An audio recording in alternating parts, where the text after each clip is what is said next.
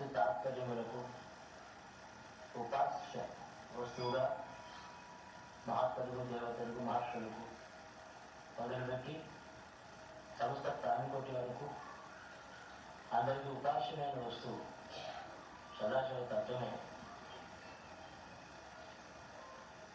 ఈ జైన సాంప్రదాయంలో దీన్ని ధారణ చేసినటువంటి వ్యక్తి కూడా మాహేశ్వరుడిగా గుర్తించబడుతున్నాడు. సంవిధానంగా మొదట్లోనే అన్న మాటలో ఒకటి ఉంది. మాహేశ్వరుని ఆరాధించి మహేశ్వరునికి అనుగ్రహం సంపాదిస్తాడు. ఆ తత్వముందు తాను సాహిత్యం పొందే వరకు మరొక మార్గం ఉంది.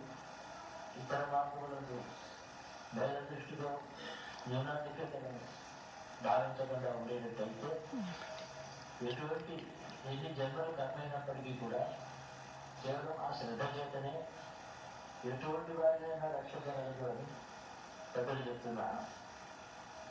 మానవుడి యొక్క జన్మ మిశ్రమ కర్మ అలాగా పాపము పుణ్యము కలిపి చేస్తేనే మానవ జన్మ వస్తుంది. కేవలం పుణ్యం చేస్తే స్వర్గాలలో ఉన్నాయి. కేవలం పాపం చేస్తే కమ్యూనికేటర్లో కొడతారు. మిశ్రమ కర్మ చేస్తేనే మానవుడు. ఇది ఆర్ష సాంప్రదాయాల్లో ముఖ్యమైన రహస్యం.